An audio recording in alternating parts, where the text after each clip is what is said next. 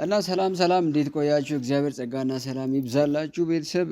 ዛሬ ድንቅ መልእክትን ይዤላችሁ መጥቻለሁ እና በዚህ ምድር ላይ እያለን ሰው እስከሆነን ድረስ ብዙ ቻሌንጅ፣ ብዙ መከራ፣ ብዙ ተጽዕኖ ምናምን አለ። ሰውን ዱላ የሚያስይዝ መርዝ የሚያስገዛ ተስፋ የሚያስቆርጡ ቻሌንጆች አሉ። ምንም አሰ ክርስቲያንም አወራለሁ ማለት ነው። መጽሐፍ ቅዱስ ላይ ደግሞ ኢየሱስም ራሱ ሲናገር ምን አለ?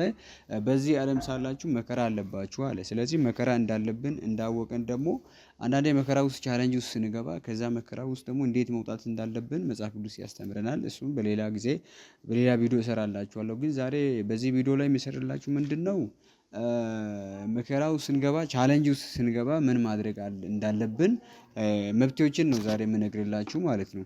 አንደኛው መብት ምንድነው? ብዙ ቻሌንጅ ውስጥ መከራ ውስጥ ስንገባ ምን ማድረግ እንዳለብን ወይም ማድረግ ካለብን ነገሮች መካከል አንደኛው መረጋጋት ማለት ነው። እና ዳውን መሆን ካልም ዳውን መሆን ማለት ነው። መረጋጋት ማለት ነው።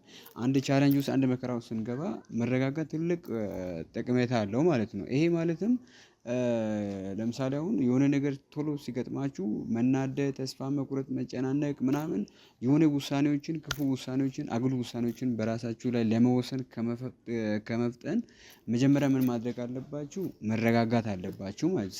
ስትረጋጉ ለዛ መከራ ለገጠማችሁ ነገር ምን እንደሆነ ምንም ይሁን ለገጠማችሁ ነገር መብትን ማግኘት ትጀምራላችሁ ማለት ነው። ስትረጋጉ ማለት ነው። ብዙ ሰዎች ልክ የሆነ ቻሌንጅ የሆነ ችግር ምናምን ሲገጥማቸው ቶሎ በመፍጠን በራሳቸው ላይ አጉል ውሳኔ በመወሰን በመከራ ላይ መከራ ያመጡ ሰዎች አሉ ማለት ነው።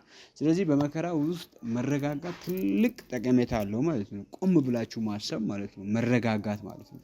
ለምሳሌ አሁን ከትራንስፖርቴሽን ወይም ከመኪናዎች ከሞተር ከመኪና መማር እንችላለን። መኪና ሹፌሮች እንዲህ ያደርጋሉ። ትልቅ ተራራ ምናምን ሲወጣ ተራራ ሲገጥማቸው ምንድነው የሚያደርጉት? መርሹን ይቀንሳሉ ማለት ነው። በአንድ እንደሚወጡ ተረጋግተው ማለት ነው። ልክ ተራራ ሲገጥማቸው ቶሎ እወጣለሁ ምናምን በኃይል እወጣለሁ ምናምን ብሎ መርሹን ከደረቡ መኪናው ማለት ነዳጁ ይጠፋና ወደ ቁልቁለት ይገለበጣል ማለት ነው። ምን ልላችሁ ፈልጌ ነው? መከራ ሲገጥማችሁ መረጋጋት ትልቅ ያንን መከራ በኃይል እንድትወጡ ይረዳችኋል ማለት ነው። አንደኛው መረጋጋት ሲሆን፣ ሁለተኛው ደግሞ ለዛ መከራ ለዛ ችግር መፍትሄ ምንድነው በሚል ሀሳብ መብትን መፈለግ አለባችሁ ማለት ነው። ቆም ብላችሁ ለገጠመላችሁ ነገር ወይም ለገጠማችሁ ነገር ለዛ ቻሌንጅ ምን ማድረግ አለባችሁ? መብትሄ ምንድነው ብላችሁ መብትሄ ሲገኝ ከእግዚአብሔር ዘንድ ለሰዎች መብትሄ ይገኛል። ደግሞ ከሰውም መብትሄ አንዳንዴ ይገኛል ማለት ነው። ምክንያቱም ከኛ የተሻለ አስተሳሰብ ካላቸው ሰዎች ከኛ የተሻለ አመለካከት ወይም እኛን አሁን የሚደርሰን ነገር የደረሰባቸው ሰዎች ስላሉ ጠጋ ብለን ከሰው ጋር በመመካከር ከገባንበት መከራ መውጣት እንችላለን ማለት ነው። እነዚህን ሁለት ነገሮችን ካደረጋችሁ በጣም ጠቃሚ ትምህርት ነው። እና እነዚህን ሁለት ነገሮችን ካደረጋችሁ ማንኛውም አይነት ቻሌንጅ ውስጥ ስትገቡ ከዛ ቻሌንጅ ውስጥ መውጣት ትችላላችሁ ማለት ነው። እነዚህ ሁለቱ ቪዲዮዎችን በዚህ ቪዲዮ ላይ ብዙ እንደተማራችሁ ተስፋ አድርጋለሁ። ዩቲዩብን ሰብስክራይብ አድርጉልኝ። ኮሜንት አስተያየት ካለ ጻፉልኝ።